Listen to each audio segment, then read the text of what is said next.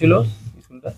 ওই তো 2010-এ দিয়ে বন্ধ হলো কেন স্কুলটা? স্কুলটা বন্ধ হয়ে গেল। মাস্টার নেই, ছাত্র আসে, পড়ালেখা হয় না, চলে যাচ্ছে। না, মাস্টার না থাকার কারণে বন্ধ হয়েছে।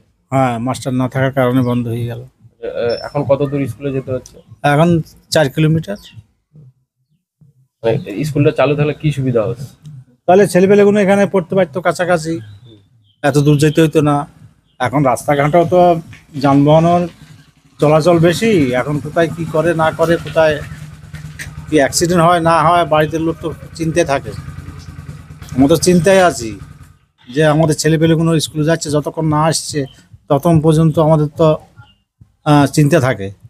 এখন কি চাইছেন আপনি? আমরা চাইছি স্কুলটা চালু হোক, আবার ছেলেপেলে সব পড়ুক, মাস্টার দেখ, মাস্টার দিলেই তো ছেলেপেলে আসবে। বিদ্যালয়টি মূলত 2020 সালের জানুয়ারি মাসে বন্ধ হয়। ওখানে একজন গেস্ট টিচার ছিল, গেস্ট টিচার মারা যাওয়ার পরে আর কোনো গেস্ট টিচার পাওয়া যায়নি, যে কারণে কিন্তু স্কুলটা বন্ধ করে দিতে হয়। আর ওখানে যে বাচ্চাগুলো ছিল, সে বাচ্চাগুলোকে নিয়ারেস্ট যে হাই স্কুল রয়েছে সেখানে অ্যাডমিশন করানো হয়। তো এরপরে আর গেস্ট টিচার পাওয়া যায়নি বা পার্মানেন্ট টিচারও নিয়োগ হয়নি, যে কারণে দীর্ঘদিন ধরে এটা বন্ধ হয়ে গেছে। এটা ঊর্ধ্বতন কর্তৃপক্ষকে বারবার জানানো হয়েছে।